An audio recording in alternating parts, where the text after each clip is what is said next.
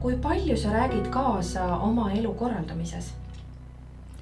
No nüüd ma saan päris palju rääkida nagu kaasa, aga lastekodus ei olnud väga minuga arvestatud. Ja ma põgenesin ära ka sealt, sest et kui seal oligi sellised asjad, et kui ma ütlesin, et ma ei taha seal enam elada, et siis kasutatakse vägivalda oma puhul, mitte kasvatajad küll. Aga siis nagu lastekaitse ütles, et nad ei saa sinna midagi parata, et sa pead nendega elama, kuigi nad oleks saanud mind vabalt kuhugi mujale lastekodusse panna. Ja siis lõpuks taheti mind panna kinnisesse osakonda, sest ma ei tulnud enam tagasi lastekodusse. Ja nad nagu ei saanud aru, miks ma nii teen Ja nende all sa mõtled keda? Lastekaitsed, juhatajad, kõik siuksed tegelased, kes said meid kontrollida seal lastekodus ja siiamaani kontrollivad teisi. No nüüd on küll vahetund ja juhataja ja ta on palju parem, ma arvan, aga see eelmine küll väga ei kuulanud meid.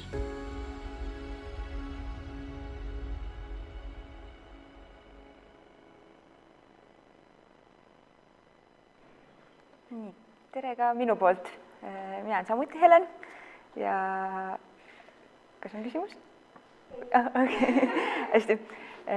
Et olengi siin, et tutvustada siis kiirelt uuringu tulemusi, mis siis sellel aastal läbi viisin asendushooldusel elavate laste seas. Uuringu aruanne peaks olema kättesaadav juba Lastekaitse Liidu kodulehel, et julgustan kõiki tutvuma sellega. Ja uuringu aruannet aitas mul kirjutada Ingrid Sindi, et kui ta meid praegu vaatab, et siis aitäh talle ja tervitame taga. Uuringuga soovisime siis teada saada, et kuidas ja kui palju on asendushooldusel elavad lapsed ise saanud oma elu puudutavates otsustes osaleda ja millistes küsimustes nad tahaksid tegelikult rohkem siis kaasa rääkida. Ja samuti saime teada siis tingimuste kohta, et mis siis soodustavad nende osalemist. Uuringus osales meil 160 asendushooldusel elavat last, siis asenduskodudes ja hooldusperedes ja nad olid vanuses 10–16 eluaastat. Nagu Helen ka enne mainis, siis umbes 1% kõikidest Eesti lastest on praegu asendushooldusel ja pisut alla 1000 on siis asenduskodudes või hooldusperedes. Ja kui me nüüd võtame selle 10–16 vanusevahemikku, siis selle aasta alguses oli neid umbes 550 last. Ja see siis teeb, et uuringus osales meil umbes 20% kogu sihtgrupist. Uuringu sihtgrupp on äärmiselt tundlik ja haavatav ja sellepärast me pidasime ka kinni teadlikult siis nendest püstitatud uurimusküsimustest, et me ei puudutanud tegelikult siis päritolu peres elamist, aga kui lapsed siis intervjuude käigus mulle ise nendest lugudest rääkisid, siis loomulikult ma kuulasin ära ja pisut nendest kogemustest on siis seal aruandes ja tänases konverentsis ka kuulda. Et meie siis keskendusime rohkem sellele, et kui lapsed olid juba perest eraldatud ja kuidas siis nende edasine elukoha valik ja seal viibimine läks. Uuring kooskõlastati Tallinna Ülikooli eetikakomitees ja see toimus 3 etapis, et esiteks kogusime tagasisidet siis asendushooldusel kasvanud noorte ja praegu hooldusperes elavate laste seas, eesmärgiga siis teha uuringu küsimused sihtgrupile arusaadavaks ja lapsesõbralikuks. Kevadel viisime läbi siis veebiküsimustiku ja sellel suvel kohtusin ma siis 31 lapsega, kes olid nõus minuga vestlema ja minuga intervjuud pidama. Kogu uuringus osalemine oli vabatahtlik, oli sinna registreerimine vabatahtlik, poole pealt võidi lõpetada, et sellest kõigest lapsed olid teadlikud ja see võimalus neile ka anti. Aga need lapsed, kes mind ka intervjuude ajal vastu võtsid, et nad olid äärmiselt viisakad ja toredad ja mul oli tegelikult väga-väga hea meel nende kõikidega kohtuda ja ma olin tegelikult üllatunud isegi, kui avatult nad oma kogemustest rääkisid ja nende kõikide sõnum oli see, et nad tahaksid olla rohkem kaasatud ja rohkem informeeritud. Toon kohe näiteks esimese näite. Selle näite rääkisime Liisi, kes on 13-aastane ja perest eraldati ta, kui ta oli 6-aastane. Praegu elab ta asenduskodus. Meile oleks võinud tulla enne öelda nagu, et viiakse ära, aga meile lihtsalt lennati koju.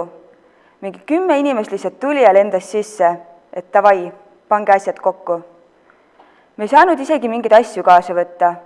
Öeldi ka, et ärge võtke midagi. Võiks olla, et ennem lastega räägitakse, kuhu viiakse. Sest nagu kui järsult ära viia, siis nagu väga ehmatab või nii. See on imelik, et minna lihtsalt koju ja öelda, et davai, nüüd lähme lastekodusse ja kõik.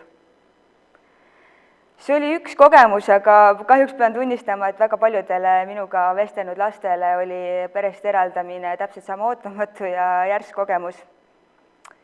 Ja tegelikult ma olen kindel ja ma ka tean, et väga palju tänastest kuulajatest ja ikkagi väga suur enamus teeb niimoodi, et nendel lastele oleks võimalikult hea ja täpselt sama palju, kui on nende võimuses või kui palju ressurssi jätkub. Aga samas on meil suur soov neid säästa ja meil on kohustus neid kaitsta ja seetõttu võib tihtipeale olla see tasakaal siis selle osaluse ja kaitse vahel raske saavutada, aga ikkagi tuletan meelde, et lastel on ka õigus osaleda ja meie täiskasvanutena peame ikkagi neid õigusi siis võimaldama neil realiseerida.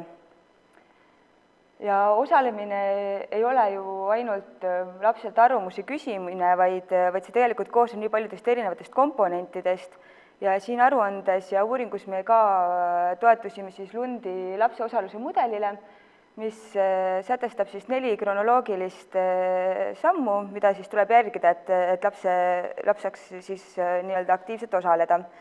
Esiteks ruum, lastele tuleb anda siis turvaline keskkond, kus oma arvamust avaldada.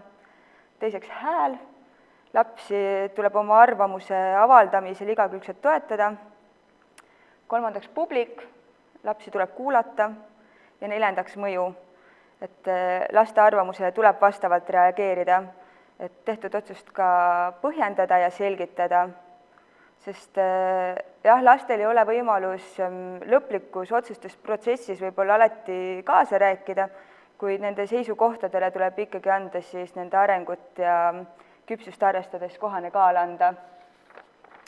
Ja nagu ka enne ütlesin, et see tasakaalu saavutamine võib olla raske ja seda siis need uuringu tulemused ka näitavad. Uuringus osalenutest 84% on kuulnud lapse õigustest, mis tegelikult võrreldes 2018. aasta lapse õiguste ja vanemluse uuringuga näeme, et seal osalenute arvust on see tegelikult parem tulemus. Et ma nüüd ei oska kommenteerida, et kas 3 aastaga on lihtsalt tehtud väga head tööd ja lapsed on teadlikumad oma õigustest või siis asendushooldusel elavad lapsed lihtsalt puutuvad kokku rohkem spetsialistidega ja ongi kuulnud rohkem oma õigustest. Samas, kui küsisime lastelt, et milliseid lapse õigusi nad teavad, siis kõige rohkem mainiti õigust kaitsele, näiteks siis kaitse väärkohtlemise eest või turvalisus, ning õiguseid hoolitsusele ja arengule, näiteks mängimine, soe söök, toit ja areng ja tervis. Paljud teadsid ka õigusest koolis käia ja tegelikult oli hästi vahva ühes intervjuus vanemad lapsed siis selgitasid nooremale 10-aastasele tüdrukule, kuidas õigused ja kohustused käivad käsikäes. Ja nad tõid näite kooli kohustusest, et neil on õigus haridusele, aga samas kohustus koolis käia. Ja siis väiksem tüdruk tegi kohe sellise hea järeldus, et mul on õigus oma tuba koristada. See oli selline vahva näide. Ja siis kõige vähem mainiti ikkagi autonoomia osalemisega seotud õigusi, et selles suhtes saame veel natuke tööd teha. Kui me lähme nüüd natuke rohkem asendushooldust puudutavatesse teemadesse ja mõtleme tagasi 13-aastasele Liisile ja tema näitele, siis siit graafikust näeme, et väga paljudele lastele ikkagi seda infot oma kolimise kohta väga pikalt ette ei olnud teada. Küll 37% vastanutest ei mäleta, et kui oma viimasest kolimisest üldse väga midagi, aga see on ka arusaadav, sest uuringus osalejad tegelikult nad kolisid siis, kui nad olid alla 5-aastased. Ehk siis jah, et nad ei mäleta väga seda. Aga nendest, kes siis mäletavad, ütlevad paljud, et nad teadsid alla 1 nädala ja intervjuudes selgus, et tegelikult väga paljud ei teadnud nädalat ka, et see alla 1 nädala oli tegelikult ikkagi see järsk kolimine. Samuti mainisid lapsed siis, et nad ei saanud selgitust või mäleta, et oleks saanud selgitust.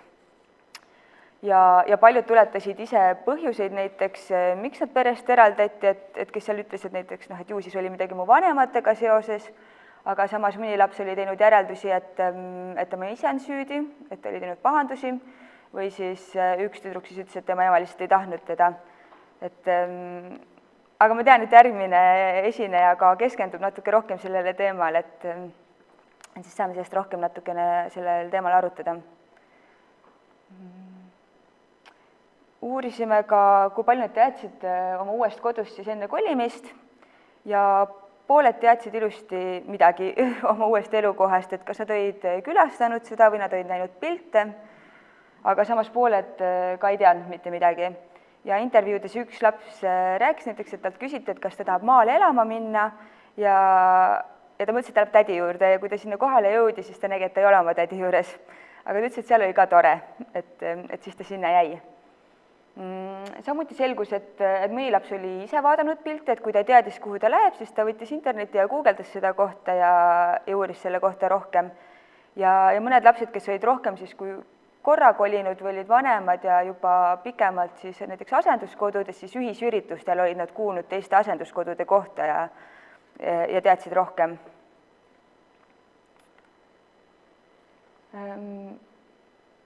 Loomulikult on ikkagi positiivne, et kui me vaatame nüüd seda graafikut, mis siin ekraanil praegu on, et enamustel on räägitud sellest, kuhu, kelle juurde nad lähevad elama ja miks nad lähevad elama, et see on siis see hele oranž tulp. Samas umbes igale 4. lapsele ei ole siis räägitud ja mõned ei ole kindlad, kas neil on räägitud või siis ei ole seda tehtud arusaadaval viisil. Ja intervjuudes selgus, et kui mõni laps alguses ütles, et tal ei ole räägitud, siis pärast ütles, et ta tegelikult ei mäleta seda, aga siin on ka selline huvitav olukord, kus lapsed seda ei mäletanud, et kas neil oleks räägitud, aga samas seda hetke nad väga täpselt mulle kirjeldasid, et mis neil seljas oli või kes nendega kaasas oli või et kas mõni laps mäletas täpselt siis Skittleseid ja et siin jah, võib-olla uuesti meelde tuletada, et lapsed, kui sellel hetkel ei ole võimalus või võimekad seda infot vastu võtma, et siis tuleb kindlasti selle poole tagasi pöörduda. Mida siis räägiti, kui palju nad said ise otsuste tegemisel osaleda? Et näeme, et lapsed pigem ei ole ikkagi olnud kaasatud, et siin küsimuses juhindusime siis Sotsiaalkindlustusameti poolt välja antud juhistest ja küsisime, et kas lastele selgitati, mida on vaja otsustada, kas räägiti erinevatest võimalustest, kas nende arvamus kuulati ära, kas selgitati tehtud otsust, kas arvamusega arvestati otsuse tegemisel ja kui ei saadud, siis arvestada, et kas seda ka põhjendati. Et näeme, et kõige rohkem on neile ikkagi räägitud juba tehtud otsusest ja samas see on ka ootuspärane, et kui Helen ennem ka rääkis, et tegelikult neid valikuid võib-olla ei olegi nii palju, et kõige vähem on räägitud neile siis nendest võimalikest valikutest. Et siin on jälle mõttekoht, et kuidas saaksime praktikat parandada ja juhiseid siis paremini järgida.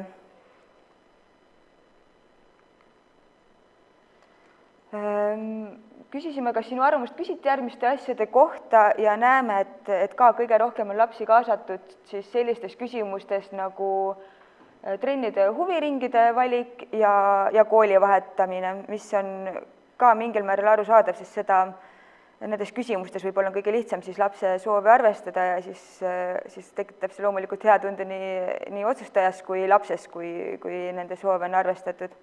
Ja kõige vähem on siis ikkagi küsitud siis selle elukoha eelistuste suhtes.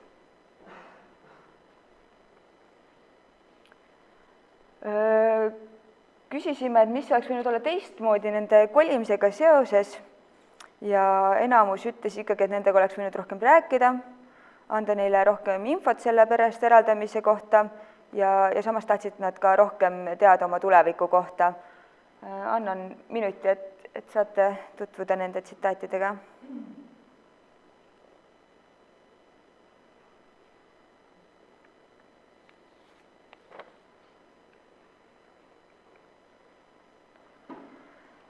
Kes siis võiks lastega rääkida? Näeme, et enamasti teeb seda ikkagi lastekaitsetöötaja, mis on loogiline, tema juhtumi korraldajana seda ka peaks tegema, eks ole.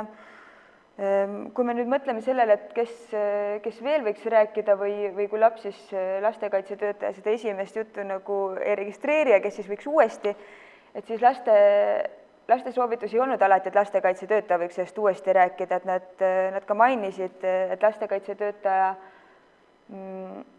ei ole nii-öelda usaldusväärne isik, sest nad näevad teda võib-olla 2 korda aastas suhteliselt lühikeselt ja toodi välja, et ikkagi kõige rohkem usaldatakse kas siis kasuema, kasvatajaid, perevanemaid, et jah, et siis see rääkimine võiks olla sellises ilusas koostöös, kus siis üksteise infot tugitakse, et oli ka üks näide, kus laps ei teadnud põhjust, miks ta perest eraldati, ta arvas, et ema ei tahtnud teda, tegelikult kasuema pärast rääkis mulle, et lapse ema on haige ja lapsel ei ole seda räägitud. Ja tema ise ei taha sellest rääkida, sest tema siis sellisel juhul võib-olla valetab, rikub ära selle suhte siis lapsega ja siin ongi see küsimus, et see võiks ikkagi toimuda koostöös, eks ole, et see niimoodi kindlasti tohiks olla, et 13-aastane tüdruk ei tea, et ema on haige.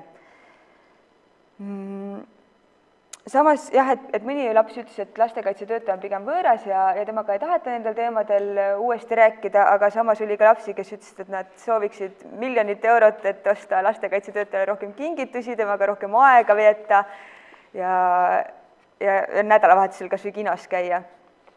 Et jah, vastuseid oli erinevaid, et siin sõltub ikkagi tegelikult igast lapsest endast, et see tuleb ka meeles hoida.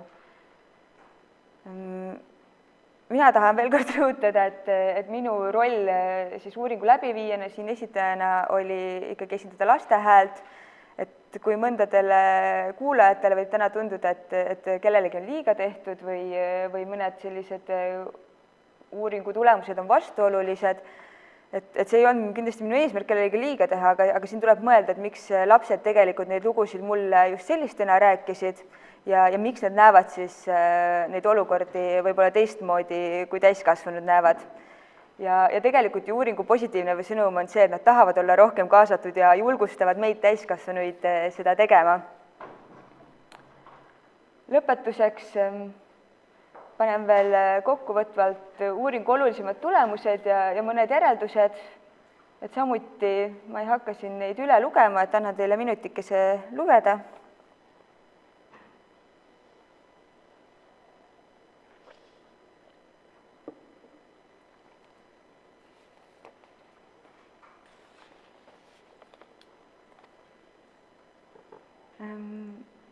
Aga jah, siin allpoldis on siis üks kõige olulisem, et see tegelikult on peaaegu tsitaat, aga seda natuke muudetud, jutumärke ei pannud. Aga lapsed soovitavad siis spetsialistidel lapsi rohkem kuulata, neist päriselt hoolida ja seda oma tegevuses siis väljendada. Aitäh teile!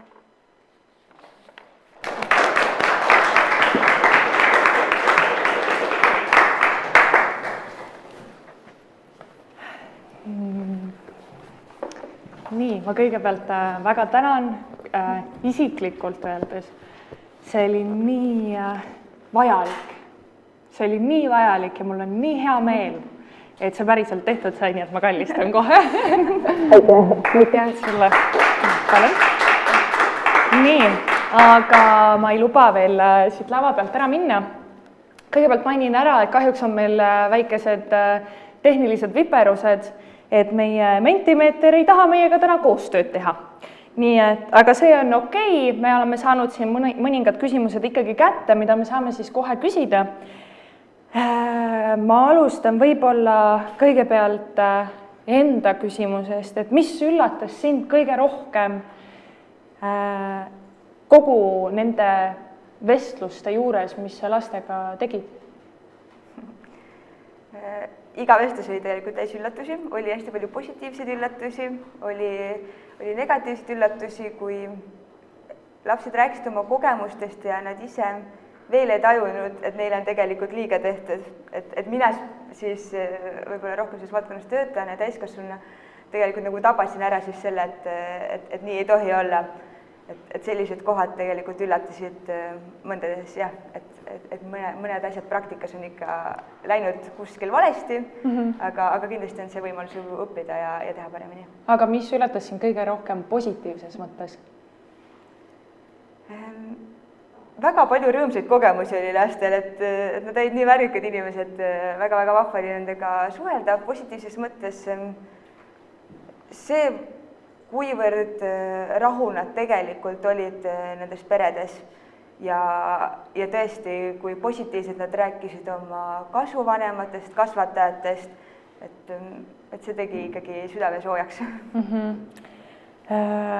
Mul on veel selline küsimus, et kas millalgi on plaan, võib-olla mitte sinul endal isiklikult, vaid üleüldises mõttes võib-olla istutan väikse seemnekese, et kas on tulevikus plaan ka teha näiteks asendushoolduselt lahkunud noortega ka selliseid uuringuid, et mis saab peale seda, kui noor on asenduskodus tegelikult lahkunud, kuidas ta saab oma eluga toime, et see oleks kindlasti ka üks väga oluline osa sellest, et see kõik ei lõppe ju sellega, kui laps asendushoolduselt lahkub, et see kas see idee tundub hea?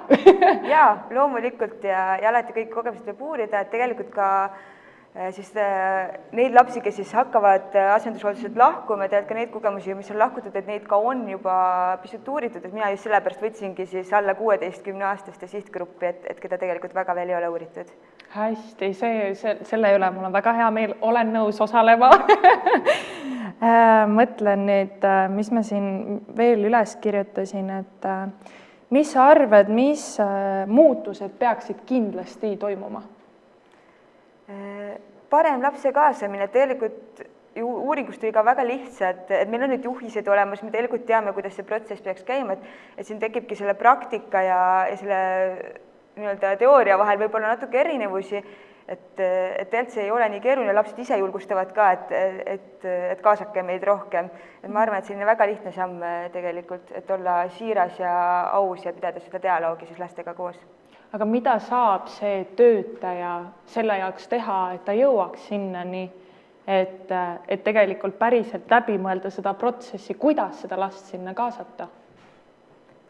Jah, sellega ma olen nõus, et lastekaitsetöötajal tegelikult neid ressursse peab jätkuma kõigile, et siin on jah mõttekoht, et kuidas seda praktikas nüüd paremini teha ja rohkem aega anda. Just, et ma ise võiksin võib-olla siinkohal mainida ka seda, et olles ise nagu elanud, mina elasin siis asenduskodus, vabandust, nüüd on terminid natuke muutunud, aga et siin tuli näiteks ka välja see, kui palju on tegelikult lapsed kokku puutunud näiteks oma sotsiaaltöötajatega. Et mina võin isiklikult mainida, et võib-olla aastas korra nägin siis, kui oli sünnipäev. Tuldi viisakalt, näidati nagu ära, palju õnne, aitäh, oli tore. Et siinkohal, kes kuulavad praegu seda ettekannet ja kõik, et panen südamele, et ma tean, et on palju tööd ja lapsi on palju, kes vajavad tähelepanu, aga võib-olla vahel küsida ka lapse käest, kuidas tal läheb. Mitte selle kohta nüüd, et kuhu me nüüd kooli su paneme ja nii edasi, vaid päriselt nagu uurida ja teada saada, kuidas lapsel tegelikult päriselt läheb ja mis tunne tal on, et sul tekiks temaga isiklikum suhe kui ainult see, et ma tean, et mul käib üks tädi aastas korra mind vaatamas, ma idee poolest tean, et tema on see, kes minu eest kostab.